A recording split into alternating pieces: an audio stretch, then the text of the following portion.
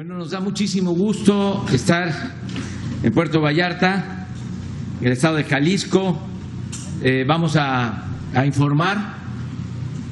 Acabamos de terminar la reunión de seguridad y agradecer mucho la hospitalidad del pueblo de Jalisco, mujeres, hombres, trabajadores, progresistas. Reiterar nuestro apoyo, nuestra solidaridad al pueblo de Jalisco. Estamos trabajando de manera coordinada con el gobierno del estado, con el gobierno del municipio de Puerto Vallarta y vamos al programa de hoy, pero antes pues enviar un abrazo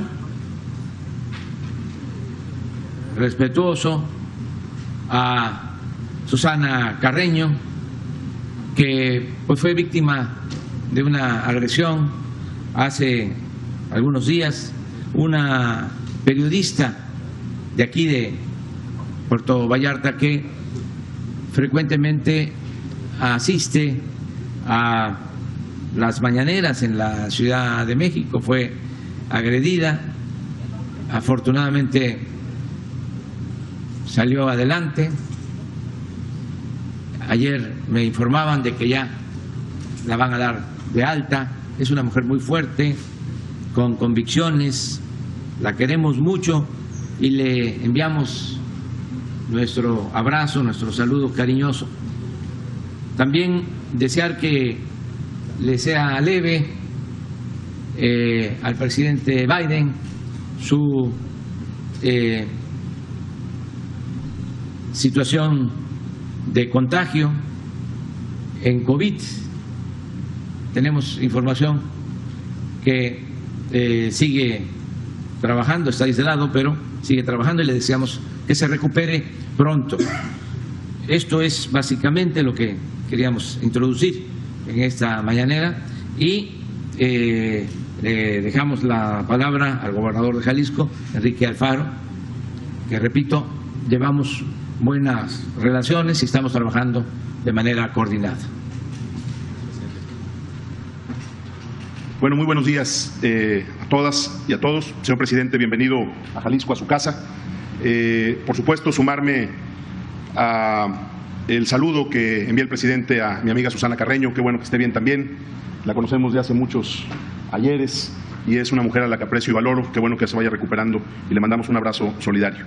Me da mucho gusto poder el día de hoy informarles que en la revisión que hicimos de la agenda de seguridad con el señor presidente de la República y su gabinete, pudimos corroborar, señor presidente, que ya tenemos prácticamente 2 años en los que Jalisco está en la incidencia delictiva total por debajo de la media nacional. Revisamos caso por caso con el señor secretario de la Marina, la secretaria de Seguridad, el Ejército Mexicano y la Guardia, cómo vamos, pero este es el dato de la totalidad de delitos. El secretario de la Marina dará más detalles en la parte de seguridad, pero creo que es un ejercicio, como siempre, importante el día de hoy porque pudimos platicar con el presidente sobre temas específicos de la agenda en los que estamos trabajando. Aunque prácticamente en todos los delitos tenemos números a la baja, también afinamos algunas cuestiones de la estrategia y seguiremos poniendo nuestro mayor empeño para mantener una coordinación efectiva con las autoridades federales y seguir enfrentando que sin duda es el reto más complejo de la agenda pública en este país. Por supuesto, abordamos el tema de la zona norte, de la manera como estamos atendiendo algunas cuestiones que se han suscitado ahí, particularmente los límites con Zacatecas y Durango. Platicamos del tema y estamos en una ruta de trabajo coordinada con el Gobierno de la República y el Gobierno de Jalisco. Por supuesto, le informamos al presidente sobre el tema que nos ha lastimado, un suceso terrible, que es el de Luz Raquel. Le presenté al presidente con la presencia del fiscal cómo va este proceso, cómo está, insisto, acreditado que la orden de protección estaba vigente, que se tomaron las medidas por parte de la Policía Municipal de vigilancia que está la persona contra la que estaba dictada la medida de protección detenida y que la investigación va a seguir su curso. No vamos a cancelar ninguna línea de investigación. Estaremos informando puntualmente a la Mesa de Seguridad los avances y fue uno de los temas que también pusimos sobre la mesa. Queremos, por supuesto, ser cuidadosos con la información que se da porque hay una investigación en curso y no se quiere agotar, no se quiere cancelar ni descartar ninguna línea de investigación. Vamos a ir a fondo, vamos a dar con los responsables. Ya hemos atendido, le informé al presidente, al hijo de Luz Raquel. Estaremos al pendiente de él, ya están establecidas todas las medidas para no dejar sola a su familia, estamos en coordinación también con el municipio de Zapopan. Es un tema que nos duele, que nos lastima y que pues evidentemente cuando tienes resultados como los que estamos presentando son hechos que por muchas razones pueden generar un mensaje distinto. Sin embargo, acá entendemos que es una agenda en la que estamos trabajando. La manera como se ha enfrentado en Jalisco en específico la violencia por razones de género nos permite hoy que el tema de feminicidios en nuestro estado esté también muy por debajo de la media nacional, que hayamos podido revertir la situación que teníamos apenas el año pasado como producto en muchos sentidos del encierro por la pandemia, pero sin duda con el presidente compartimos el compromiso de enfrentar este flagelo de la sociedad que es la violencia contra las mujeres. Estamos comprometidos en ello y estaremos informando puntualmente a la Mesa de Seguridad Nacional los avances de la investigación. Más allá de eso, habrá seguramente más adelante en la visita del señor presidente la oportunidad de informarle cómo vamos con los proyectos que estamos haciendo en conjunto con el Gobierno de la República, muy en especial el proyecto de Línea 4 al sur de la ciudad. Va avanzando muy bien, está ya después de haber sido aprobado la modalidad con la que estamos haciendo este proyecto de infraestructura, está aprobada por el Congreso y está ya por arrancar la licitación. Entonces creemos que la obra va en ruta. También sobre el tema de abasto de agua para la área metropolitana de Guadalajara, terminó ya la licitación del primer tramo del acueducto La Red del Salto Calderón. Entonces creo que las obras están por iniciar ya en el mes de agosto, lo cual nos da mucho gusto y con ello estaremos avanzando en dos agendas muy importantes. Seguramente el presidente nos dará la oportunidad de comentar también sobre algunas cuestiones que tenemos que revisar de temas pendientes en el municipio de Puerto Vallarta, que hemos platicado con él, pero en general lo que puedo decir es que con el Gobierno de la República hoy hay una agenda de coordinación, de trabajo conjunto, que estamos concentrados en atender los temas que la sociedad demanda, que le expresamos al presidente una vez más nuestro compromiso para trabajar sin descanso hasta el último día de nuestro gobierno para cumplir lo que ofrecimos cada quien desde nuestra trinchera a los ciudadanos. Compartimos con el presidente su vocación de transformación del país. Podemos tener diferencias en algunos temas, pero no podemos regatearle jamás ni al presidente ni al Gobierno de la República nuestro compromiso para trabajar y para enfrentar estos retos de manera coordinada. Gracias, presidente, por su visita. Muchas gracias a todos por su atención. Bienvenido a Jalisco.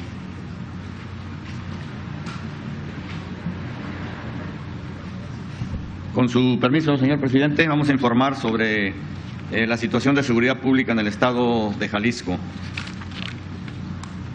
El estado de Jalisco tiene 125 municipios, aproximadamente más de 78,000 kilómetros cuadrados y más de 8 millones de habitantes. Los municipios más poblados: Zapopan, Guadalajara y Tlajomulco. En lo que se refiere a la incidencia delictiva, por parte del Gobierno del Estado se han atendido cerca del 98% de las reuniones de la mesa, ha estado presente el gobernador. Y en lo que se refiere a la incidencia delictiva, ahí podemos ver los diferentes escenarios, después el robo a transeúnte, vehículo, etcétera. Los vamos a ir viendo uno por uno.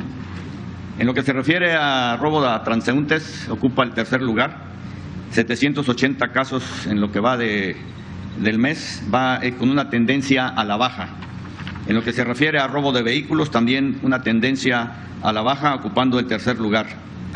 En lo que se refiere a robo de negocios, 457 casos, va con una tendencia a la baja, en sexto lugar. En robo a transportistas, ahí sí hay un incremento leve, pero hay un incremento, 24 en lo que va del mes, está ocupando el octavo lugar. En lo que se refiere a robo de transporte, también ahí hay una incidencia a la alta, 103 casos, ocupando el noveno lugar. En lo que se refiere a extorsión, 47 casos, con un decremento, ocupando el noveno lugar. Homicidio doloso también va a la baja, con 151 casos, ocupando el onceavo lugar. Robo a casa habitación, 257 casos, también con un decrecimiento, ocupando el 14º lugar. La cantidad total de homicidios dolosos por entidad federativa en esta administración al mes de junio, ocupa el lugar número 6 con respecto a la media nacional, el 6º lugar. Y homicidio doloso por cada 100,000 habitantes en esta administración al mes de junio ocupa el 11º lugar con respecto a la media nacional. En lo que se refiere a seguridad pública, tenemos en total 30,278 elementos de seguridad pública del Estado y de los municipios, con operativamente hablando 22,863 elementos. En lo que se refiere a recursos humanos, materiales y financieros de las fuerzas federales de seguridad, como lo podemos ver ahí, los reales y los operativos, en total de los operativos, contando a la Secretaría de la Defensa, Secretaría de Marina, la Guardia Nacional y todas las policías, tenemos en el Estado 35,410 elementos operando. En lo que se refiere al despliegue de la Guardia Nacional, se cuenta con una coordinación estatal y 15 coordinaciones regionales, como lo podemos ver en el mapa del Estado. Y en lo que se refiere a la construcción de las compañías de la Guardia Nacional, en el 2019 fueron 29 construcciones, en el 21 y en el 22 10. Y además la Secretaría de la Defensa Nacional puso 4 cuarteles que ellos tienen a disposición. En total en el Estado se encuentran 44 instalaciones de la Guardia Nacional.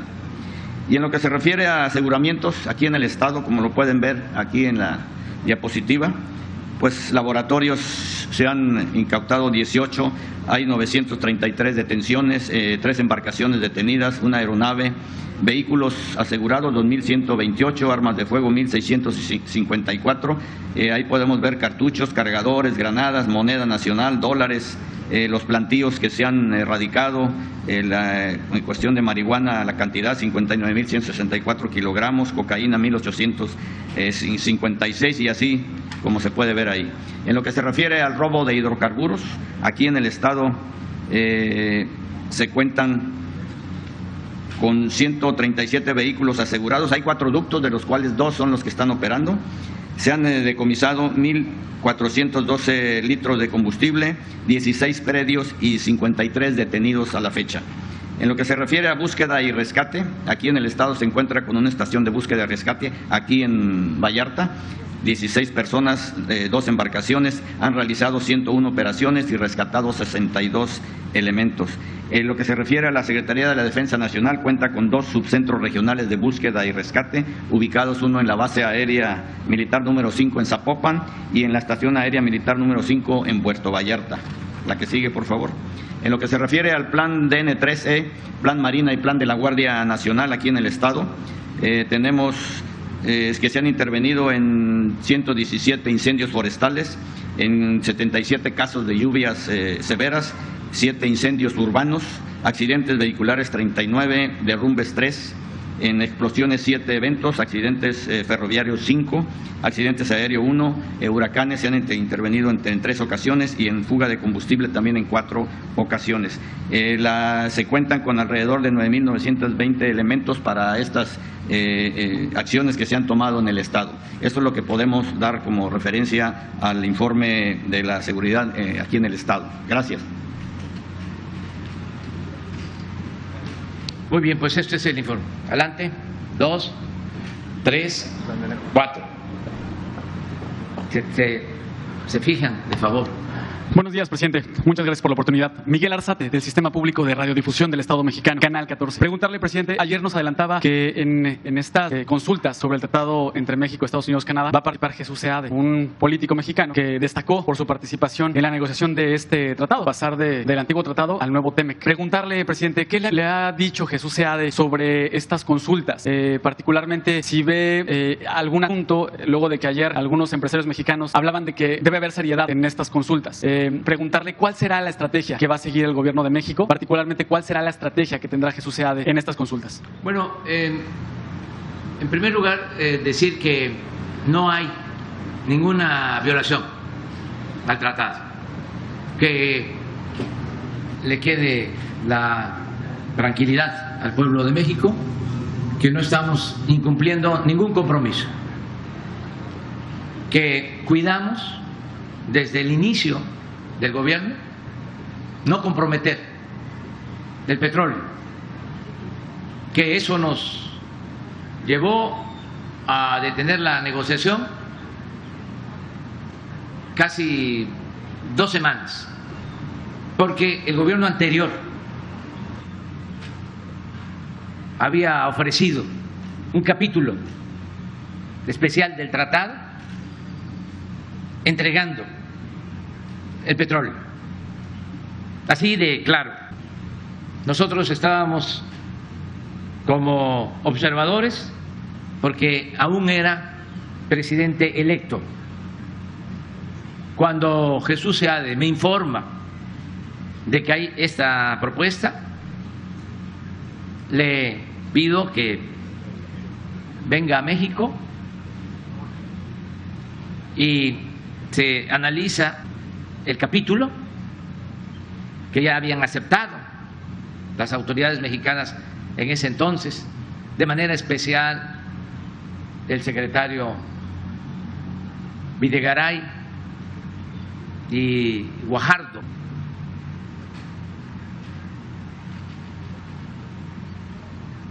Y nosotros dijimos que no estábamos de acuerdo. Se molestaron los negociadores del gobierno de Estados Unidos y se levantó la mesa. Hubieron planteamientos acerca de que lo mismo de siempre, que si no aceptábamos nos iba a ir muy mal, iba a haber devaluación, y dijimos no, queremos que cambie del capítulo, es más, que no se toque el tema. Pasó el tiempo, ellos no querían informarle al presidente Trump porque consideraban de que se iba a agravar la situación. Al final tuvieron que decirle, y la respuesta del presidente Trump fue de que se aceptara lo que nosotros proponíamos. Y por eso el capítulo se limita a 2 párrafos. Sería hasta importante que se pusiera. Creo que es el 8º, para que se conozca, porque es motivo de orgullo. Fue lo primero que hicimos, resistir esa presión, porque ya los gobiernos neoliberales ya habían aceptado en todos los acuerdos que se negociara el petróleo de México. Por eso también el razonamiento del gobierno de Estados Unidos era de que por qué con ellos no, si ya se habían suscrito acuerdos, incluso con Canadá, y lo estaban considerando como un hecho discriminatorio, que nosotros no queríamos con ellos tener el mismo acuerdo. Les dijimos que los tratados anteriores se habían suscrito por gobiernos neoliberales, neoporfiristas, entreguistas, y que nosotros nos estaba eligiendo el pueblo para cambiar la política económica. Esto fue lo que quedó, miren, lo que dice: reconocimiento del dominio directo y la propiedad inalienable e imprescriptible de los Estados Unidos mexicanos de los hidrocarburos.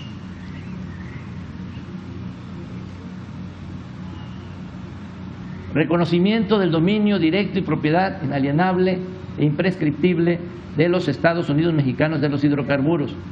Según lo dispone este tratado,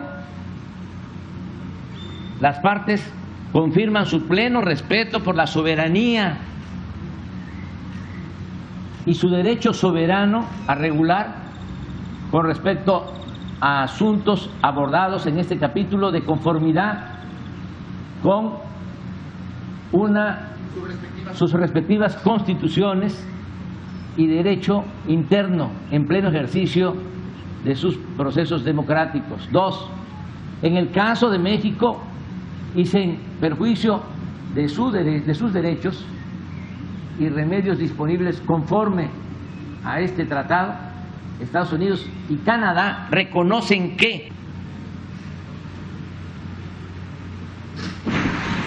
reconocen México se reserva su derecho soberano de reformar su constitución y su legislación interna. ¿Dónde está el cambio de reglas? México tiene el dominio directo y propiedad inalienable y prescriptible de todos los hidrocarburos, todos, en el subsuelo del territorio nacional, incluida la plataforma continental y la zona económica exclusiva situada fuera del mar territorial y adyacente a este, en mantos o yacimientos, cualquiera que sea su estado físico, de conformidad con la Constitución política de los Estados Unidos mexicanos. ¿Saben? Esto fue lo que quedó de un legado de traición a México, que ya habían negociado. Ayer le pedía yo a Jesús que lo diera a conocer, a ver si hoy se puede, de cómo estaba esto que quedó así. Y lo que me llama mucho la atención, no sé a ustedes, es que haya tanto traidor a la patria en nuestro país,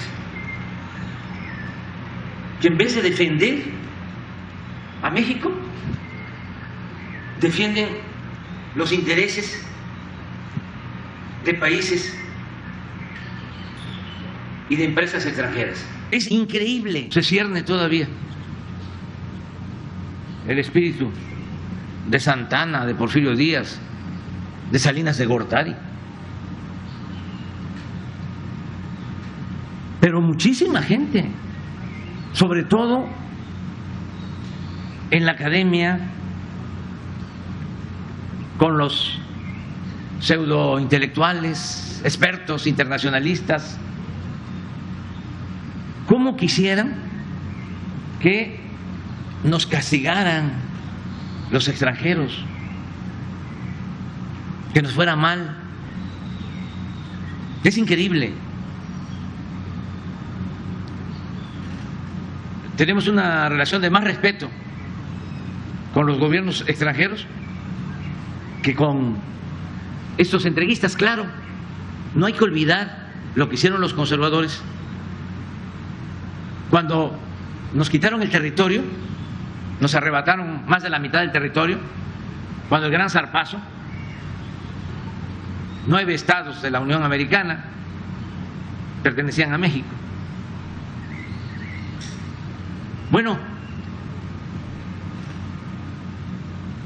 Santana tuvo mucho que ver por su actuación irresponsable. Se comportó como un mal general y como un mal ciudadano, y se tuvo que ir al exilio, avergonzado por la gran tragedia.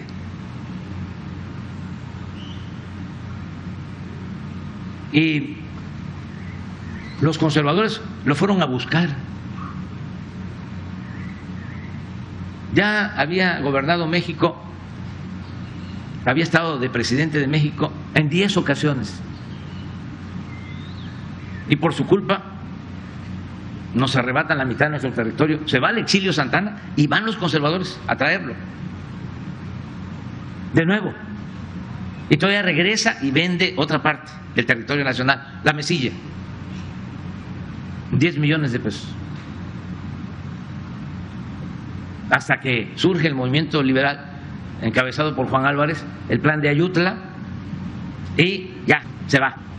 Y ahí andaba todavía cuando la intervención francesa fue a decirle al presidente Juárez que se ponía a sus órdenes. Ya no. Bueno, ¿qué pasa también cuando son derrotados los conservadores en la guerra de reforma? También se van al extranjero y traen a Maximiliano. Van todo el grupo de conservadores. ¿No tienes por ahí la foto en Miramar? Que por cierto, estamos en el estado donde vivió y murió muy feliz el gran escritor de Noticias del Imperio, Fernando del Paso.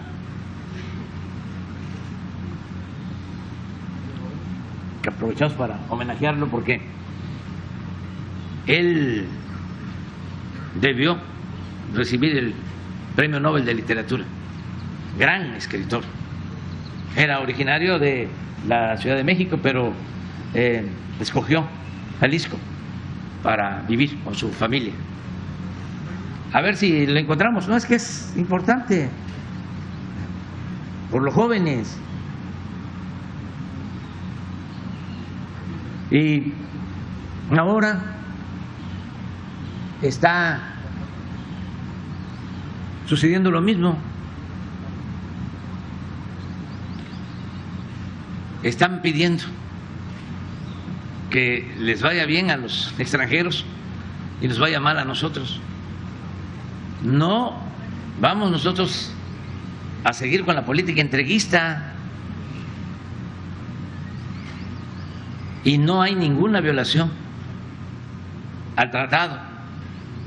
Además, son procedimientos que están establecidos.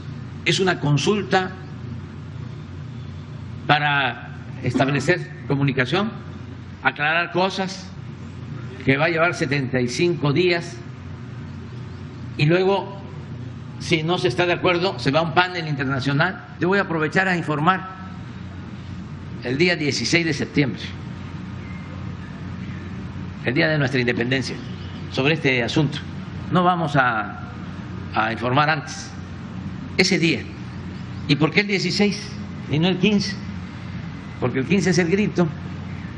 Y la verdad que ese acontecimiento histórico se dio en la madrugada del día 16. Y ya tenemos pensado que vamos a convocar al pueblo la noche del grito en el Zócalo, y al día siguiente vamos a llevar a cabo el desfile militar conmemorativo, y ahí vamos a fijar nuestra postura sobre este asunto, pero no vamos a ceder, porque es un asunto de principios, tiene que ver con nuestra soberanía. Eso les cuesta trabajo a los intelectuales orgánicos. ¿Saben ustedes que para imponer el neoliberalismo, entre otras cosas, entre muchos sofismas, empezaron a manejar de que ya estábamos en el fin de la historia?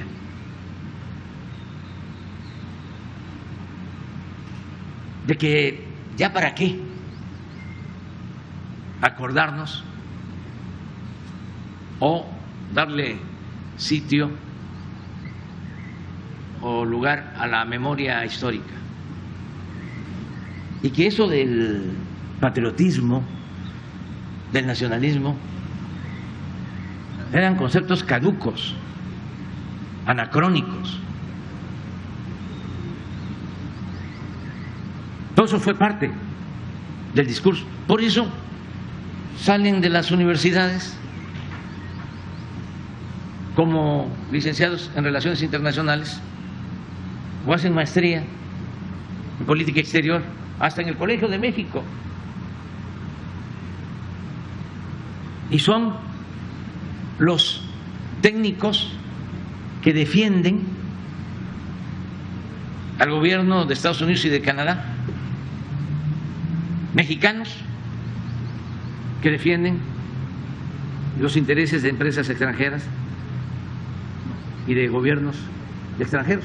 Presidente, en ese sentido llama la atención que ahora Llama la atención, presidente, en este caso, que cuando México solicitó este mecanismo para revisar el tema automotriz con Estados Unidos, casi ningún medio puso el tema como se está poniendo ahora en primera plana y se buscan reacciones. Casi ningún medio lo hizo cuando México utilizó este mismo mecanismo con Estados Unidos. Pareciera que hay medios en nuestro país que les da como vergüenza defender a la CFE y a Pemex. Presidente, ¿por qué pasa esto? ¿Por qué hay medios que están en este sentido con ese tema? Por esto.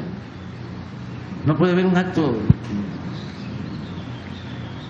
más vergonzoso de traición que ir a buscar a un príncipe al extranjero para que gobernara nuestro país. Y así han sido los conservadores siempre. Y los medios de información, con honrosas excepciones, pues son así. Hablaba yo de la carta o del regreso de Santana. ¿Quién lo llama? El ideólogo de los conservadores de ese entonces, Lucas Alamán, es el que le envía una carta y le dice: venga, no se preocupe, nosotros somos dueños de los periódicos principales de la capital y de los estados. Nosotros manejamos lo que ahora se llama opinión pública. Antes se le conocía como opinión general. Entonces, siempre los medios han jugado ese rol, ese papel. Claro, han habido momentos gloriosos del periodismo independiente, opositor. El periodismo de la época de la Reforma, de la época de Zarco, el periodismo de la época de la República restaurada,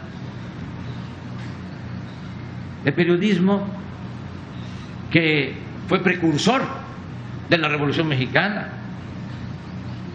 Había aquí en Jalisco un periódico opositor,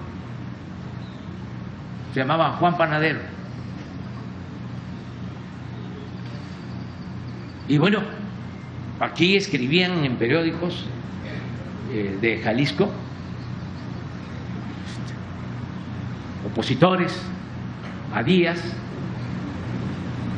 y pues cómo no acordarnos del Diario del Hogar de Filomeno Mata.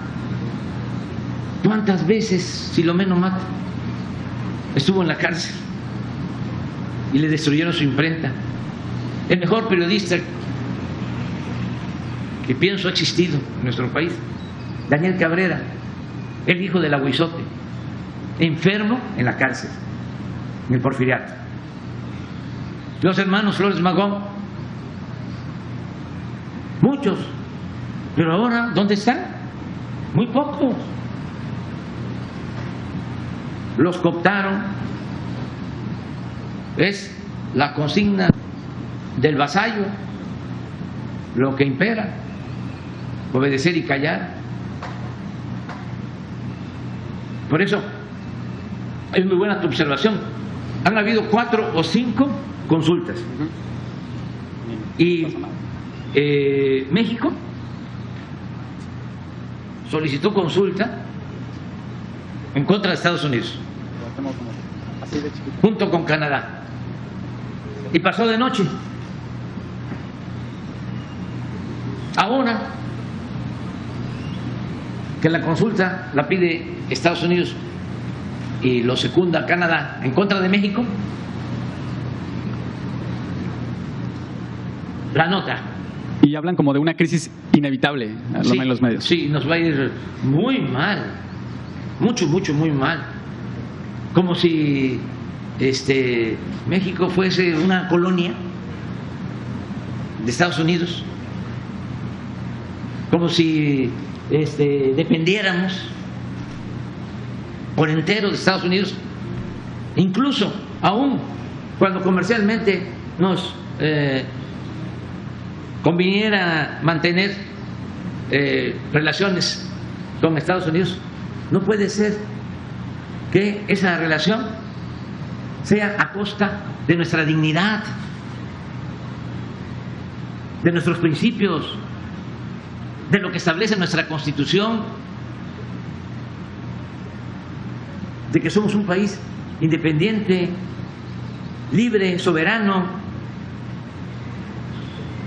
Lo que pasa es que fueron muchos años de sometimiento neoliberal. Entonces se acostumbraron a hincarse, como son los conservadores. ¿Qué le digo a la gente? No va a suceder nada, nada, porque nos necesitamos.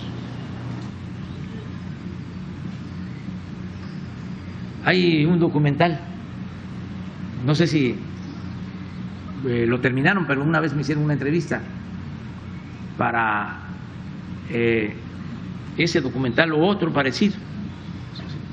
Un día sin mexicanos en Estados Unidos.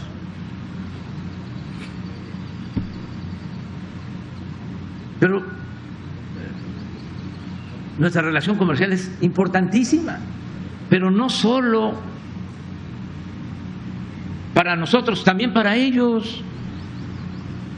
Si no hay fuerza de trabajo de México, si no hay industrias automotrices en México, de autopartes en México, ¿saben cuánto aumenta el precio de un automóvil en Estados Unidos? $10,000.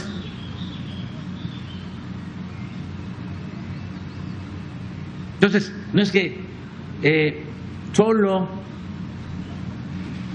nos perjudica a nosotros, no, nos necesitamos, somos complementarios, estamos planteando que haya integración con respeto a nuestras soberanías, pero estos entreguistas pues quisieran que nosotros nos sometiéramos, quieren que regresemos a la época anterior a la expropiación petrolera, a los tratados de Bucareli,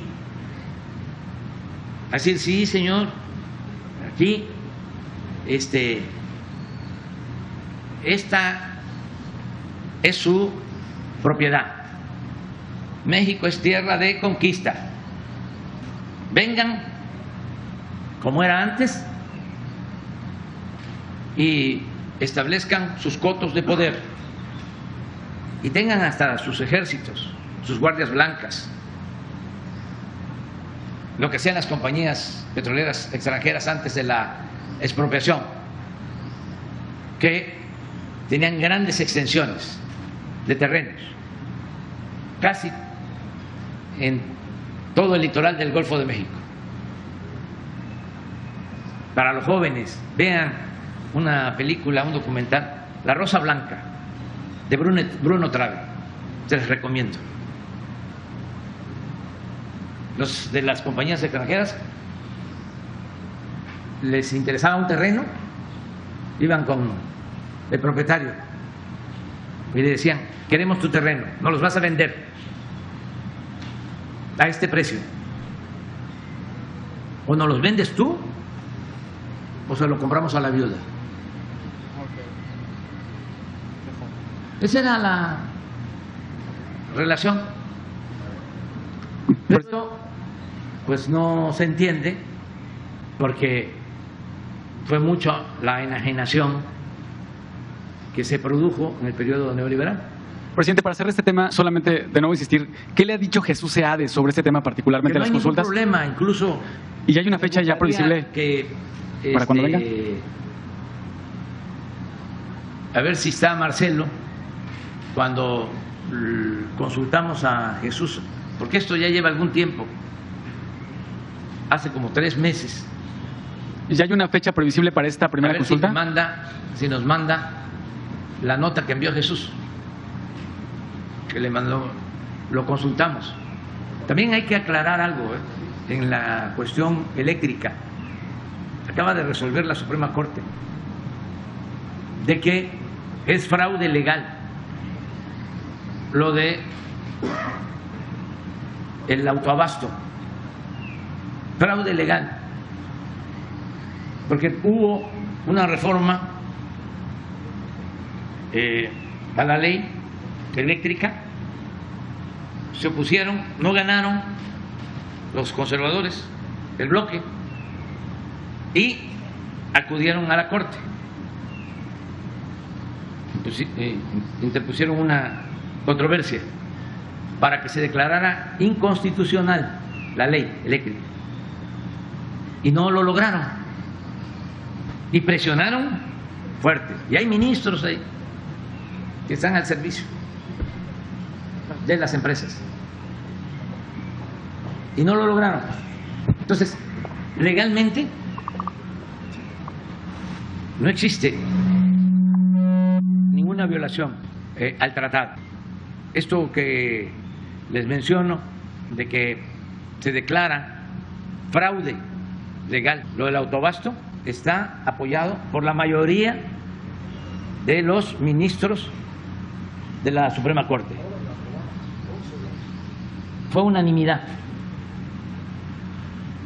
Entonces, ¿dónde está la violación al tratado? Qué bien que nos llevamos tiempo en este asunto, pero he estado viendo, me sorprende, me ha dejado anonadado el número de personas, de defensores de empresas extranjeras. No el pueblo, así la gente de clase media, media baja, la gente con menos recursos económicos, no, los académicos del más alto nivel,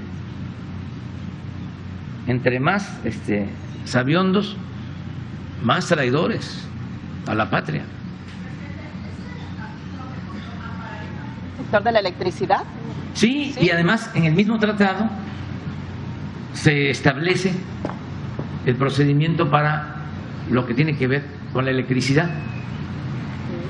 Porque dicen, es que un argumento de una experta, de un experto, es que esto tiene que ver nada más con el petróleo, no tiene que ver con la comercialización o con el comercio.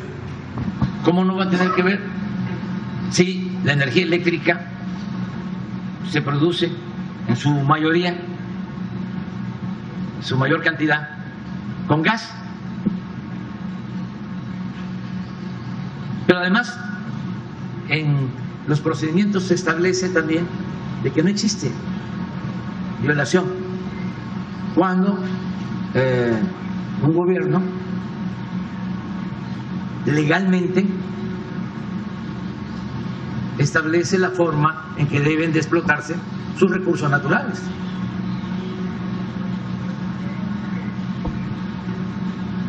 Y es un asunto, lo dije también, porque siempre digo lo que pienso, político. Es que estaban acostumbrados a robar, a saquear. Sobre todo esta empresa Iberdrola, que fue capaz hasta de contratar a Calderón. Una vez que terminó Calderón de presidente, lo contrataron y se lo llevaron como miembro de su consejo de administración. Una vergüenza. Y es esta empresa y otros que reciben respaldo del gobierno de Estados Unidos, en especial del Departamento de Estado, porque con todo respeto a su sistema político, allá, cuando hay campañas, los que aportan, los que patrocinan a los candidatos son los empresarios, las grandes empresas. Entonces, los senadores, los diputados ganan y se ponen al servicio de las empresas. Y van al Departamento de Estado y ahí hacen sus gestiones y el Departamento de Estado interviene en los países. Acuérdense, con todo respeto, que el señor Blinken del Departamento de Estado fue el primero que protestó por los crímenes de periodistas en México. Y después vinieron los diputados de la Unión Europea. Por eso yo, como a él le importa mucho la situación, como a nosotros, de los periodistas en México y de los periodistas en el mundo, yo por eso ahora les estoy pidiendo que dejen en libertad a Julian Assange. Y no voy a dejar de pedir la libertad para Julian Assange, porque ese está injustamente detenido, no cometió ningún crimen, lo único que hizo fue dar a conocer unas prácticas injerencistas que causaban daño, violaban derechos humanos. Por eso hablé de la estatua de la libertad, porque ¿cómo van a tener en la cárcel a uno de los mejores periodistas, si no es que el mejor periodista de nuestro tiempo? ¿Y dónde queda la libertad de expresión? Digo, hablando con claridad, sin medias tintas, para entendernos. ¿Quién sigue? Buenos días, presidente. Buenos días, gobernador. Buenos días a todos, colegas. Presidente, usted en 2018, antes de tomar protesta, pero ya como presidente electo, prometió a Puerto Vallarta 650 millones de pesos. El año pasado, usted aquí mismo en Vallarta dijo que había tomado la decisión de mandar cerca de 400 millones a Guadalajara para la culminación de la línea 3, pero prometió que para este año iban a mandar el recurso restante a esta ciudad y no ha llegado. Quisiera saber si va a cumplirle a los vallartenses con ese recurso, y en el mismo tema de los recursos, si tienen contemplado ya la construcción del puente Federaciones, importantísimo para la conexión en esta nueva zona metropolitana Vallarta, Bahía de Banderas, el macrolibramiento, obras que tengan para Puerto Vallarta próximamente, sería una de las preguntas. Sí, estamos ya invirtiendo en Vallarta, en desarrollo urbano. Ya se hicieron algunas obras aquí en Vallarta. Me gustaría que le preguntaras y que te envíe Román Meyer, de desarrollo urbano. 180 y 200 millones de pesos, sí, los que nos informaron. Sí. El restante. Sí. A ver cuánto se ha invertido. Comentarles también, en el caso de Vallarta, que voy a hacer ahora una gira por toda la costa, que es Vallarta y Nayarit, porque vamos a dejar terminada la carretera desde Vallarta a Guadalajara y de Vallarta a Tepic, completamente. Ya se está trabajando, y a eso ven, se va a cortar mucho la distancia, el tiempo de Guadalajara a Vallarta. Son 3 tramos que se están construyendo. También informarles que estamos trabajando en Vallarta para el ordenamiento urbano, porque había anarquía en el desarrollo urbano y estamos participando junto con el gobierno del Estado.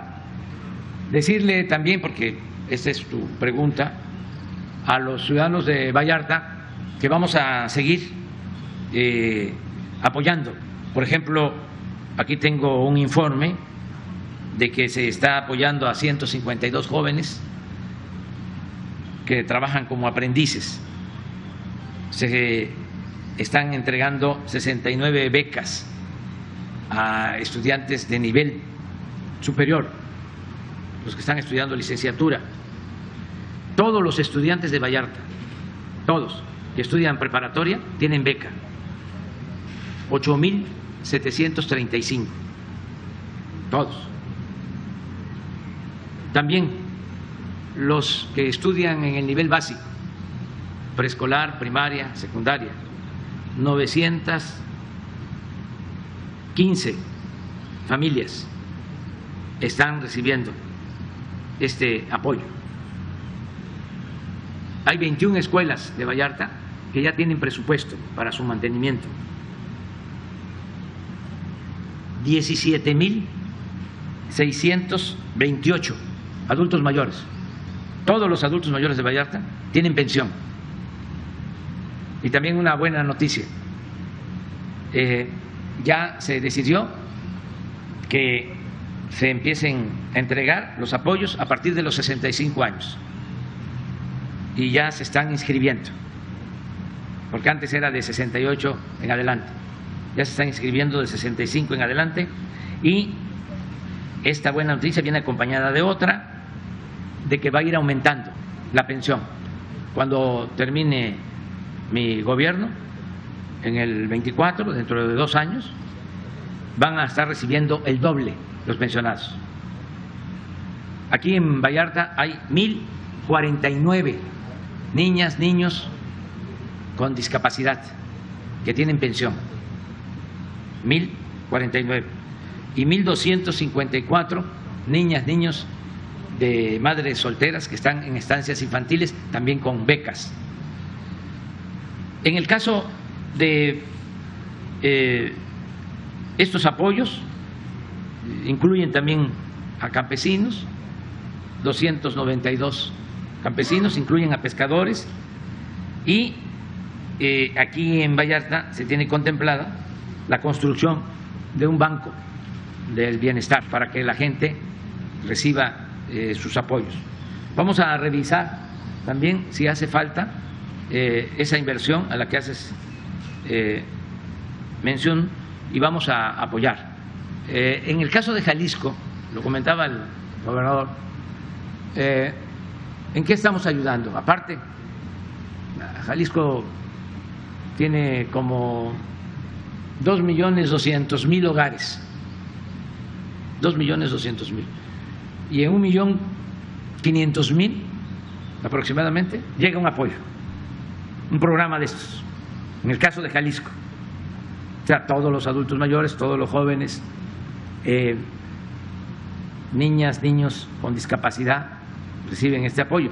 Pero además, con el gobernador hemos hecho cosas importantes. Se terminó el tren de Guadalajara, por eso fue que necesitábamos estos recursos, porque nos dejaron inconclusa esa obra.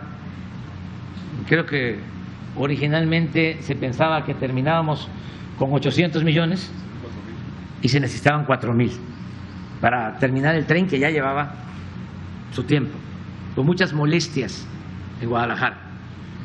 Entonces, ahora ya tomamos el acuerdo también de hacer el tren de Tlajomulco a Guadalajara.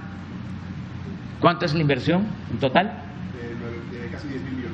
10,000 millones de pesos, tripartito, que aporta el gobierno de Estado, aporta el gobierno federal y aporta el sector privado. Pero es una obra importante. También se resolvió un problema pues bastante delicado, que era el de la presa de Zapotillo, porque con esa obra se iban a inundar 3 pueblos. Ya llegamos a un acuerdo, no se van a inundar estos 3 pueblos, Temacapulín y 2 más.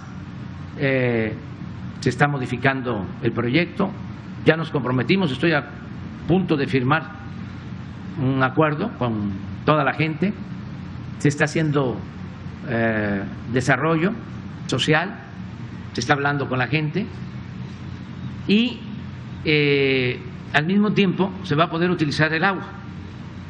La construcción, que ya había significado una inversión importante del presupuesto público, que no se podía quedar ahí en ruinas, porque es dinero del pueblo.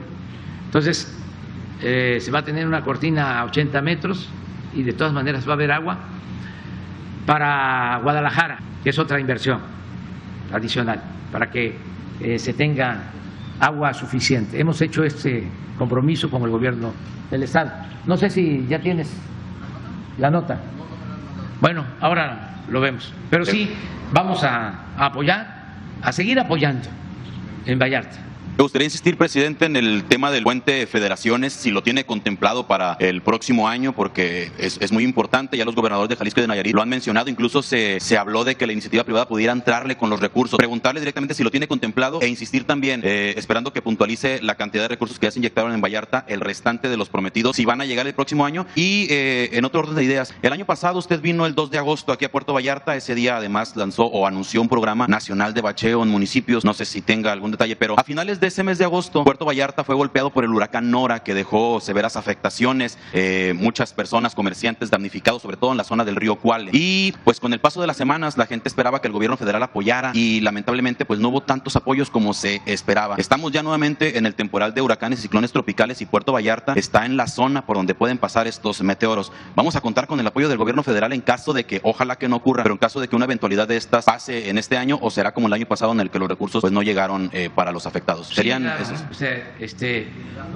sí, ¿cómo se apoyó? Ahora mismo lo informamos. Es que esto es lo que hemos invertido. 263 millones. O sea, porque sí se invirtió. Y vamos a ver si tenemos posibilidad de comprometer para el año próximo los recursos que hagan falta.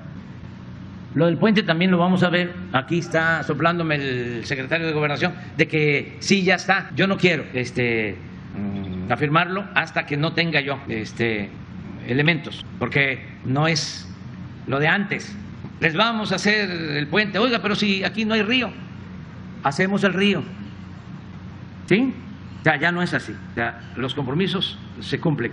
Y me gustaría que pusieras el informe sobre el apoyo a damnificados y lo que se hizo el año pasado con las inundaciones.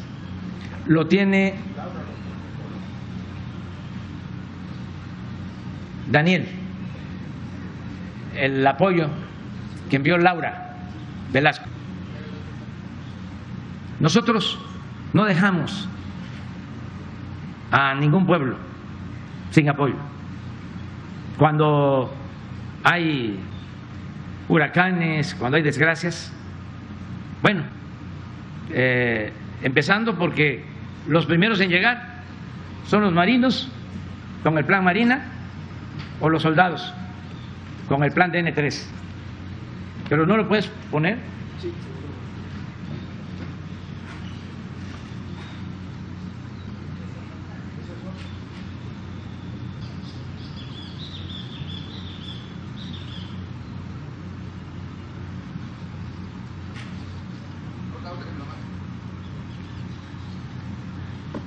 Es que casi no vengo preparado.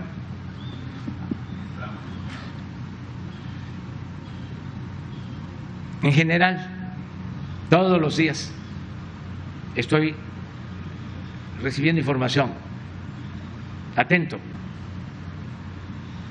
Y no es solo para poder responder, sino es una cuestión de convicción. No es posible que se afecte a un pueblo, una región, un estado, y que no se ayude en lo que se puede, ¿no? Y aquí también, por lo que estoy viendo, participó el gobierno del estado y el gobierno federal. Se llama Reconstrucción en Jalisco, el informe. me lo manda la Coordinadora Nacional de Protección Civil. Dice, señor presidente, hago referencia a la ayuda brindada en el estado de Jalisco en los últimos 3 eventos. Monto total aproximado del gobierno federal, 1.230 millones de pesos. Monto total del Estado, 458 millones de pesos. El estatuto del avance físico y financiero lo tiene cada dependencia, ya que son los encargados de hacer las solicitudes de recursos ante la Secretaría de Hacienda y ejecutar el mismo. Huracán, lluvia severa, inundación fluvial y vientos fuertes el 28 y 29 de agosto de 2021 en 20 municipios. Infraestructura federal, las aportaciones en carretera 80 millones, en instalaciones educativas 16, en instalaciones hidráulicas 188 millones, para el sector naval 64 millones, para la pesca y tareas acuícolas 18 millones, total 367. Lo mismo en el caso de el gobierno de Jalisco, en total 257 millones de apoyo. El segundo evento,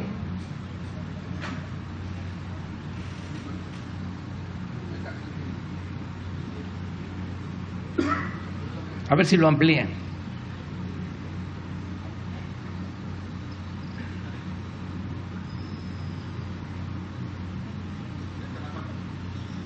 Esto es, les vamos a dejar el documento para que también lo puedas constatar. Y si ves que no es cierto, cuando regresemos o antes. ¿Cómo? Sí, claro que sí. Muy bien. ¿Quién sigue?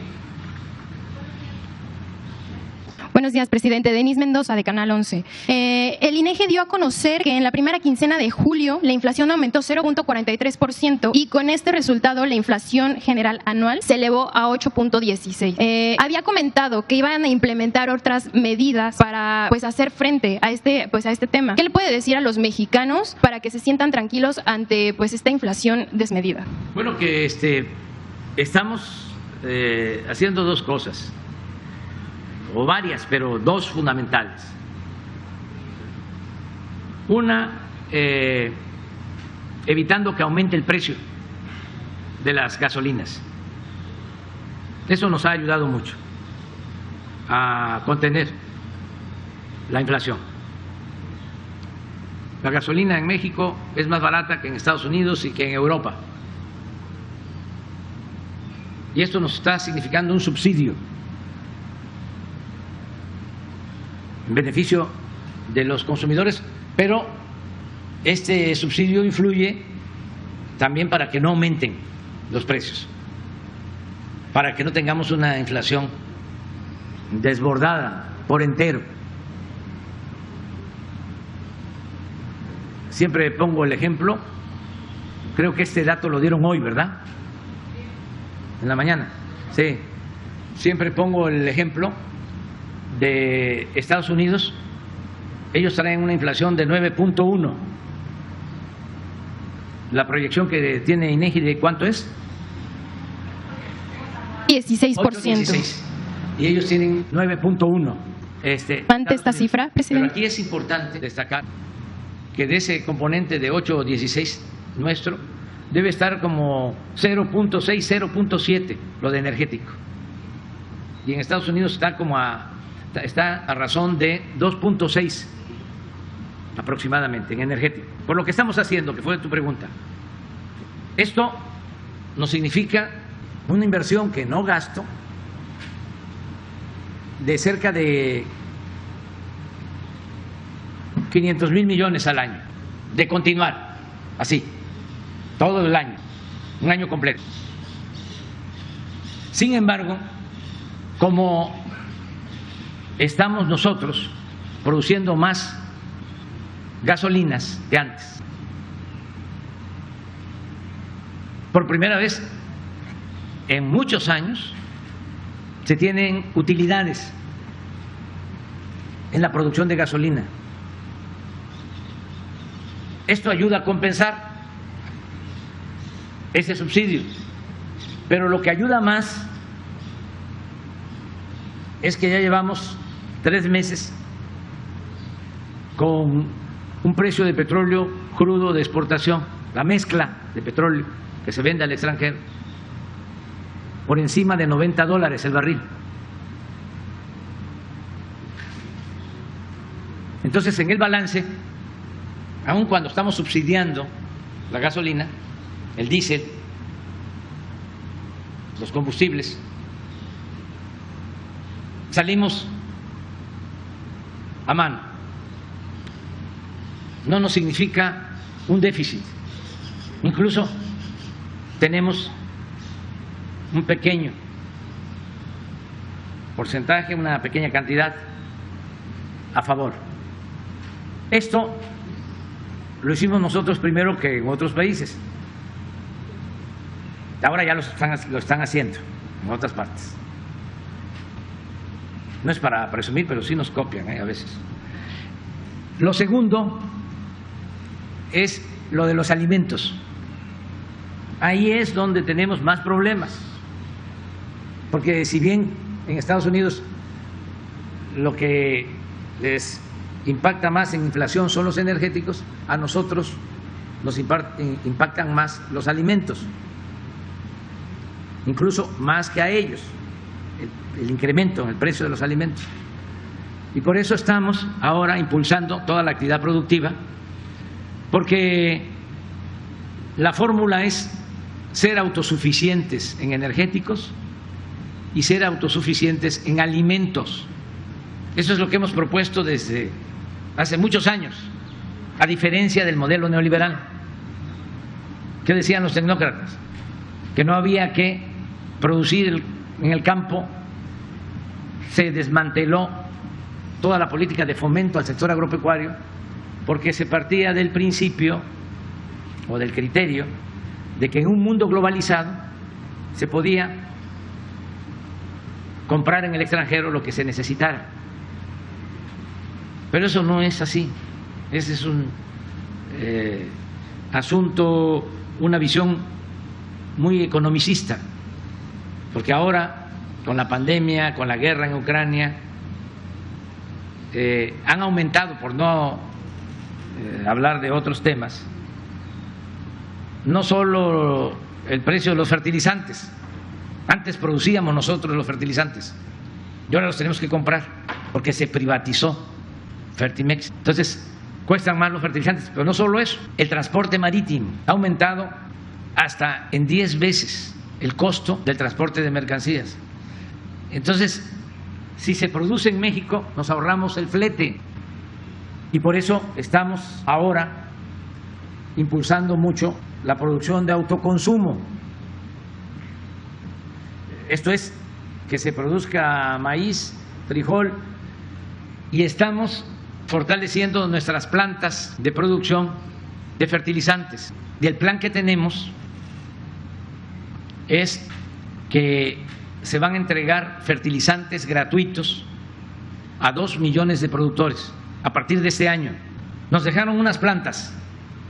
Es una historia de corrupción que me va a llevar tiempo aquí de explicar, pero en pocas palabras, en el tiempo de Salinas privatizaron las plantas y en el gobierno del presidente Peña las compraron de nuevo. O sea, son privatizadores y son estatistas al mismo tiempo. Además que las que compraron, además de pagar un sobreprecio, hay juicios, porque una planta de fertilizantes que pagaron $200 millones más de su valor de avalúo, y se compraron plantas en Lázaro Cárdenas, Michoacán, que ya estaban en un mal estado, casi en ruinas.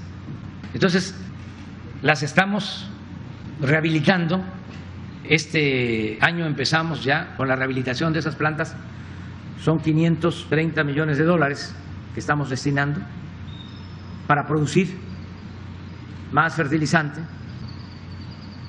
el fertilizante se extrae del gas, es la materia prima principal. Del gas se saca el amoníaco y del amoníaco se saca la urea, y estamos rehabilitando estas plantas. Pero además, ahora que fui a Estados Unidos, le planteé al presidente Biden, a los integrantes de su gobierno, al secretario de Agricultura de Estados Unidos, de que nos vendieran a precios justos 1 millón de toneladas de fertilizantes, y aceptaron. Entonces vamos a tener fertilizante porque, ojalá y me equivoque, pero se va a prolongar el periodo de inflación. Nosotros vamos a controlarlo, pero necesitamos actuar. Esos 2 millones, ese 1 millón de toneladas de fertilizantes es para que se entregue fertilizante gratuito a 2 millones de productores de autoconsumo, los ejidatarios, pequeños propietarios que tienen pocas superficies y que producen para el autoconsumo.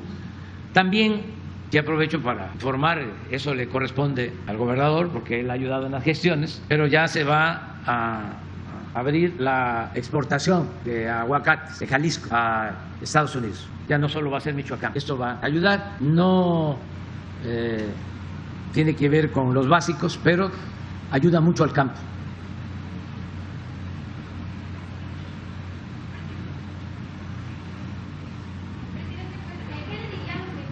Porque dice que se va a prolongar esta inflación. ¿Qué les diría para que estén tranquilos y no afecte tanto a sus bolsillos? Que estamos ayudando para que controlemos pronto la inflación y que, aunque no es consuelo, la inflación en México es menor a la de Estados Unidos y menor a la de Europa, por lo que hemos hecho y vamos a seguir haciendo.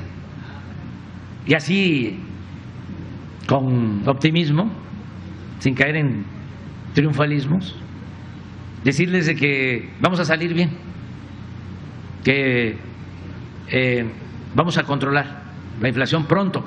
Y el dato de ahora lo que demuestra es eso, aunque se incrementa, pasa de 8.1.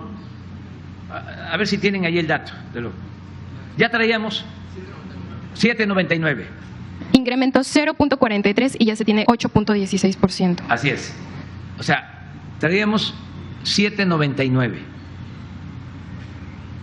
y pasó el promedio 8.16. En Estados Unidos, en el último dato, traían 8 y pasó a 9. Digo, para compararnos. Desde luego no queremos que haya incrementos de precios, estamos trabajando en eso, pero ahí vamos. ¿Qué ventajas tenemos? Porque también tengo que defender a nuestro proyecto. Antes, o sea, porque hay algunos que piensan que, por ejemplo, la delincuencia, como ayer, que planteaban de que los desaparecidos, ¿no? 100,000 en nuestro gobierno, como si la violencia hubiese surgido con nosotros, por la manera en que manejan la información. Y no dan otros datos. Por ejemplo, ¿qué nos ayuda a nosotros ante este problema? De que hemos incrementado el salario como no se veía en más de 30 años. O sea, el salario se ha incrementado por encima de la inflación. Esto ayuda a que no haya pérdida del poder adquisitivo del salario. Durante los 30 años, 36 años de predominio del neoliberalismo, el salario en muchos años estuvo por abajo de la inflación.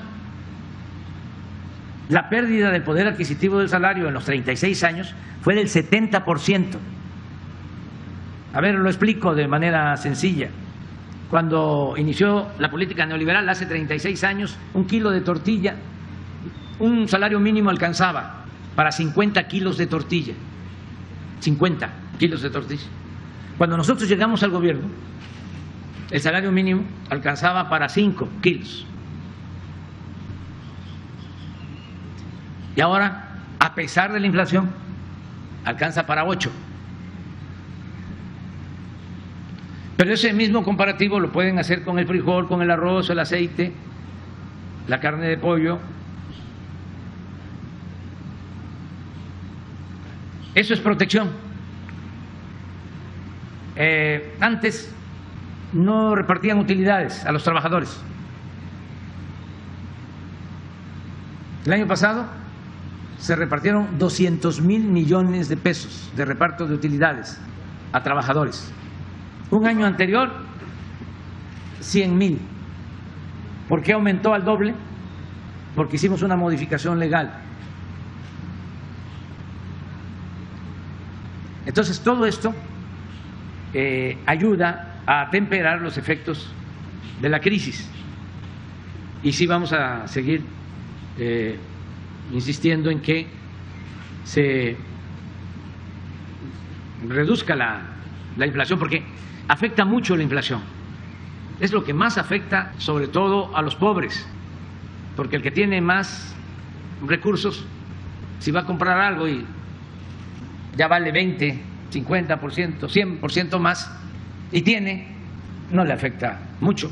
Pero a una gente humilde, si el aumento es del 10%, del 15%,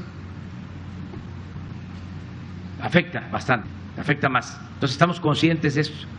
A propósito, deseo que se pongan de acuerdo los telefonistas con la empresa o la empresa con los telefonistas, que haya acuerdo, que se concilien, que si están así, que se corran, que aporten los dos. Y yo lo deseo porque es una empresa mexicana y lo deseo en beneficio de los trabajadores. Y se tiene que conciliar. Y tengo mucha confianza porque Carlos Slim es una gente sensible, sabe que son otros tiempos. Les voy a confesar algo. Hace como 3 años, más, me mandó una gráfica sobre los salarios de Slim, la evolución de los salarios en México.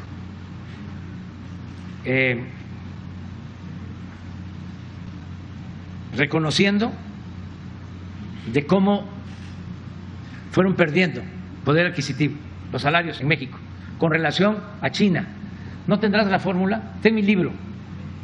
Esa gráfica me la envió él, porque cuando empieza China a tener mucho crecimiento económico, se manejaba de que su ventaja comparativa con relación al mundo eran los bajos salarios que pagaban. Pero eso fue al inicio y no fue ese el único factor que influyó en que creciera la economía de China. Pero al paso del tiempo resulta que los salarios en China son más altos que los salarios en México. Y esa gráfica creo que es en la salida, en la economía moral. Bueno, esto él me lo envió. En efecto, esto es en el 2000. Este es China y este es México en salario. Pero miren, para los aplaudidores, los que le queman incienso al neoliberalismo, miren, en cambio, el salario en China, pero les voy a comentar otra anécdota sobre lo mismo. Ahora que estuvimos en Estados Unidos, nos reunimos empresarios o con empresarios de Estados Unidos y de México. Intervino Slim y dio a conocer algo parecido, pero comparando salarios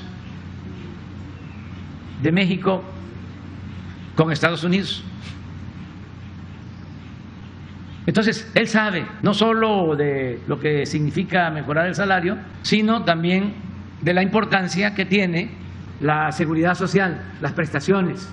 Además, él me ha expresado que Teléfonos de México ha salido adelante frente a competidores por sus trabajadores. Entonces yo creo que sí van a llegar a un acuerdo. Y también conozco a Francisco Juárez, el dirigente de los telefonistas, y es un hombre recto y responsable. Entonces, puede ser que hoy ya lleguen a un acuerdo, si no mañana.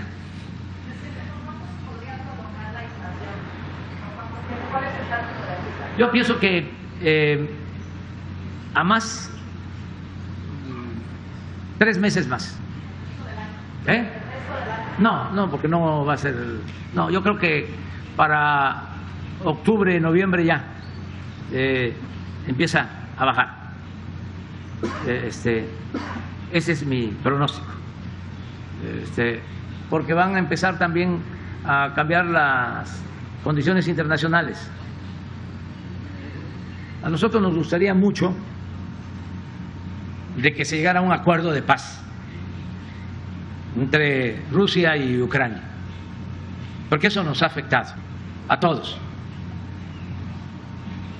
y no hay que descartarlo, porque se puede llegar a un acuerdo. La política se inventó para evitar la guerra y todas las guerras son malas. Entonces sí es posible que haya un acuerdo y esto va a cambiar el ambiente en el mundo. Y sí espero que sea pronto ese acuerdo, porque son factores externos. Hemos padecido 2 calamidades que nos han traído muchos dolores, sufrimientos externas, la pandemia y esta inflación que es mundial, propiciada, más que nada precipitada, exacerbada por la guerra en Ucrania, que ya venía mal la economía, se complicó con la pandemia y terminó de agravarse con la guerra. Entonces son factores externos que pueden mejorar, pueden cambiar. Por eso celebro también que ya no hay el ambiente que hubo al inicio de la guerra. ¿Se acuerdan? Sanciones y declaraciones y acusaciones mutuas. Como que se ha serenado un poco el ambiente mundial.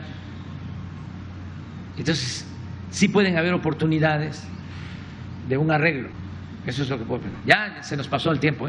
Ayer me regañaron muchísimo porque nos fuimos a ver.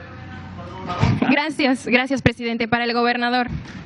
Buenos días. Mencionó hace rato que Luz Raquel tenía una orden de protección vigente. Sin embargo, sucedió pues este homicidio, la quemaron viva. ¿Quién no actuó ante esta situación? ¿Por qué la asesinaron después de que tenía esta protección? Pues porque tenemos un ambiente y una circunstancia social que nos obligaría a reflexionar a todos.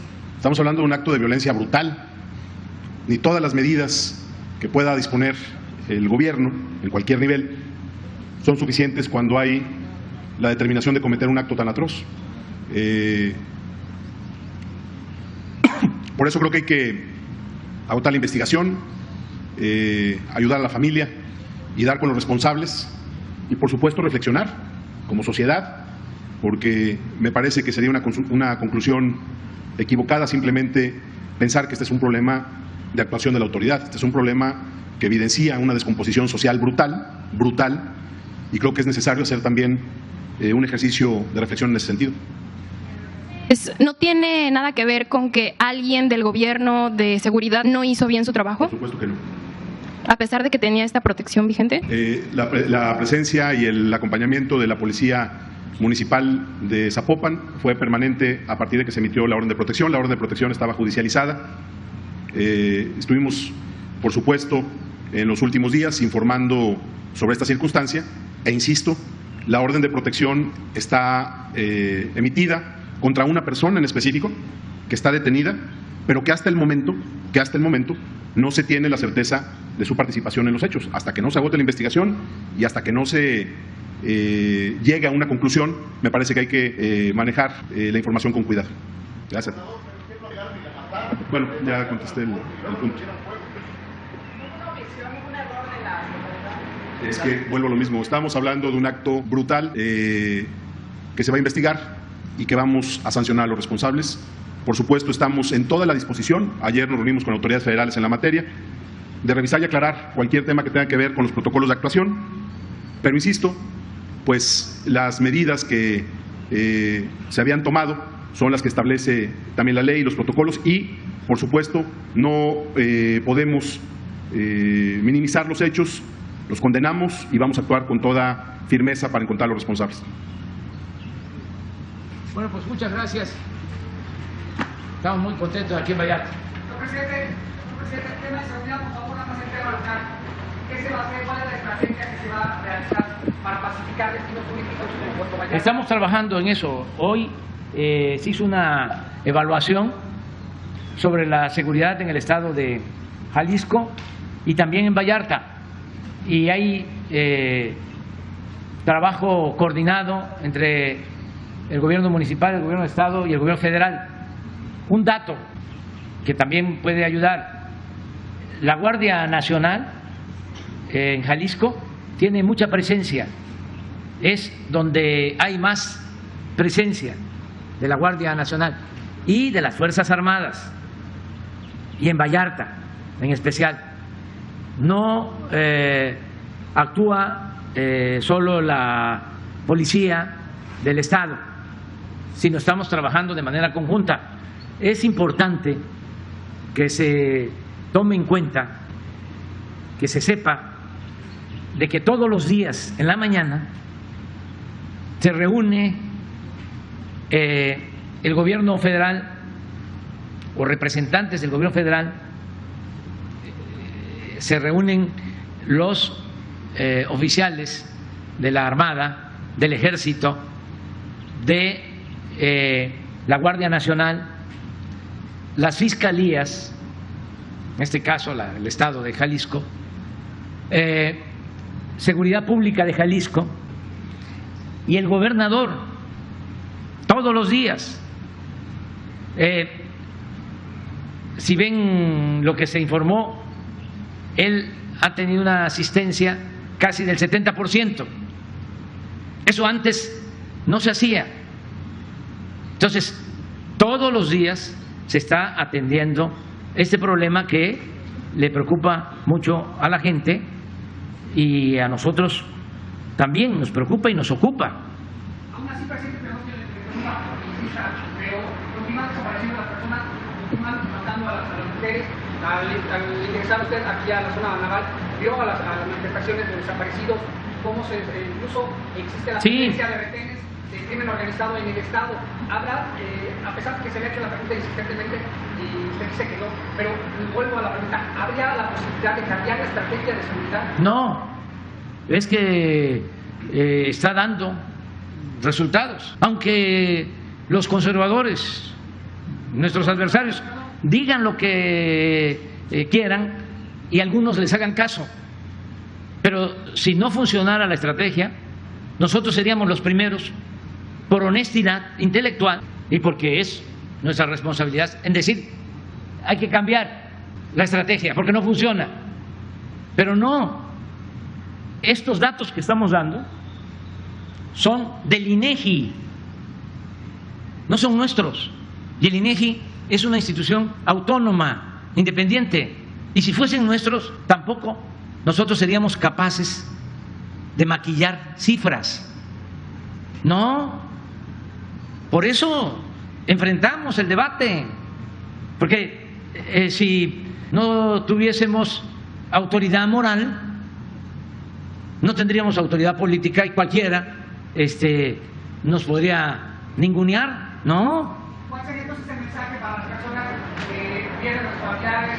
Que es muy lamentable lo que sucede, como lo acaba de expresar el gobernador, que lo primero es abrazarlos, lo primero es expresarles nuestro pesar, nuestra tristeza, porque es imposible, pues, es muy difícil sanar con ese dolor cuando se pierde a un ser querido. Eso lo entendemos, pero también que tengan la confianza de que todos los días estamos trabajando para garantizar la paz en el país. Nunca un presidente había atendido tanto como ahora el problema de la inseguridad y de la violencia. ¿Cuándo un presidente iba a tener reuniones de 6 a 7 de la mañana, de lunes a viernes, con todo su gabinete de seguridad? ¿Cuándo se enteraron ustedes de que se reunieran juntos el Ejército y la Marina y la Policía Federal, que ahora es Guardia Nacional? Claro que debo de cambiar de ejemplo porque no sirve la comparación. Aquello no era una corporación sólida. Eso nunca se presentaba. Es más, ni siquiera habían datos diarios de lo que pasaba. ¿Saben cuándo se tenían las estadísticas? A la semana de lo que sucedía en el país. ¿Cuándo tenemos nosotros los datos de lo que sucede? Diario, lo que pasa en las últimas 24 horas. Entonces, decirle a la gente, estamos trabajando, estamos avanzando. Además, ¿qué hacían por los jóvenes? ¿Cuál era la mentalidad? Y sigue siendo la mentalidad de los conservadores, que el problema se puede resolver con medidas coercitivas. ¿Se acuerdan cómo se ponían enfrente de la televisión? No me va a temblar la mano. Como si la violencia se pudiese enfrentar con la violencia. El mal no se puede enfrentar con el mal. El mal hay que enfrentarlo haciendo el bien. Pero eso está muy difícil que un conservador lo acepte. No está en su naturaleza. Para él, los seres humanos son malos por naturaleza. Nosotros no consideramos eso. Nosotros sostenemos que el ser humano es producto de su circunstancia. Y si cambia la circunstancia, cambia el ser humano. Entonces, por eso, los programas de bienestar, el que haya trabajo, el que se atienda a los jóvenes. ¿Qué, decía yo, hicieron por los jóvenes? Llamarles ninis. Y lo más vergonzoso, un rector de la UNAM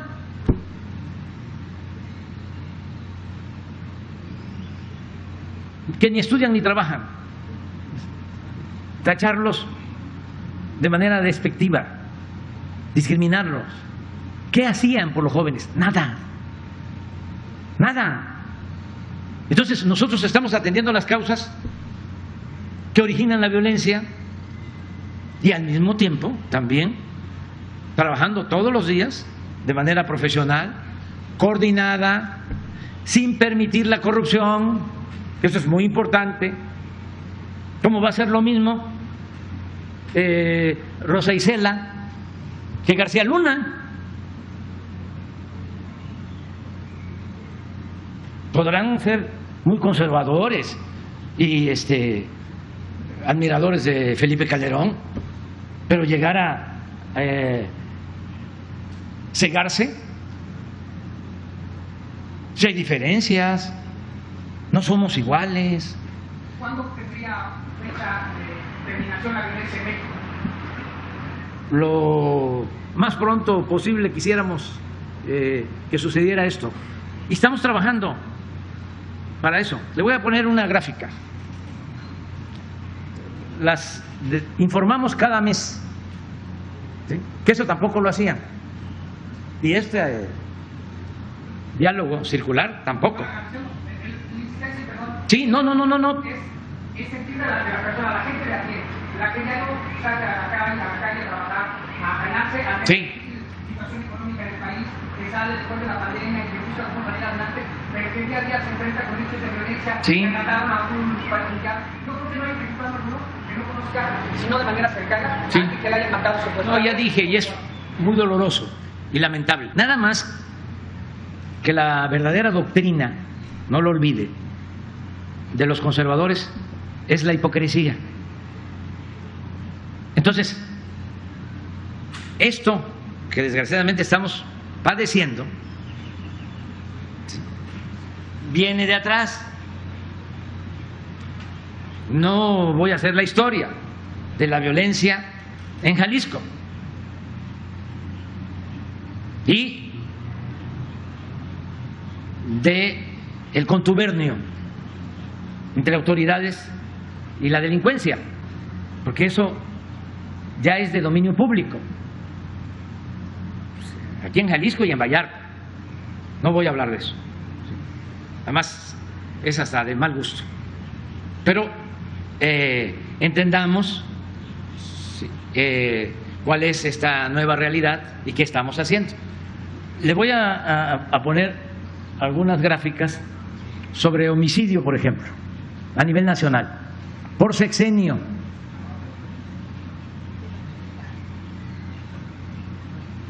Porque esto lo voy a estar repitiendo y repitiendo, aunque parezca disco rayado. Está como el uy, qué miedo de Chicoche. Se los voy a estar recetando.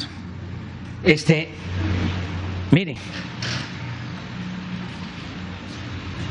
Salinas aumentó en sus sexenios. Aclaro, la fuente es INEGI, 9.2 homicidios. Cedillo redujo 31% homicidios en sus sexenios. Este es el que más bajó en homicidios. Ahora, si lo vemos en deuda, pues nada más imaginen que fue el que convirtió las deudas privadas de los banqueros en deuda pública, el FOBAPROA, que nos ha costado 3 billones de pesos. Pero en esto sí bajó. Fox subió muy poquito, 1.6 en homicidio, el campeón. Eso les molesta muchísimo a los que avalaron el fraude, porque él llegó robándose la presidencia. Aumentó homicidios 192%, porque este fue el que declaró la guerra para legitimarse, como no había ganado, también por quedar bien en el extranjero, sin un diagnóstico de lo que estaba pasando. Le pegó un garrotazo al avispero, a lo tonto, y nos metió en una situación muy delicada, por lo que tú estás planteando. Aquí es la tasa de letalidad más alta. Ahora lo voy a poner para que la vean, porque aquí quisieron resolver el problema con el uso de la fuerza. Era mátalos en caliente. Le decían a los oficiales de las Fuerzas Armadas: ustedes hagan su trabajo, nosotros nos encargamos de los derechos humanos. Pues aquí el que estuvo de secretario de Seguridad y brazo derecho de Calderón, pues es García Luna. Y lo tengo que estar repite y repite y repite, porque de esto no se habla en los medios. Entonces sí nos importa mucho que los jóvenes tengan información, que no sean manipulables. Y ya teniendo la información, que cada quien decida libremente. Este Peña subió 59 y dice: qué barbaridad, es lo más alto. Pues sí, pero ¿dónde nos los dejó? Aquí. ¿Y dónde lo tenemos ahora? 9% abajo. Y me dices: ¿cuándo? Pues vamos a seguir bajando.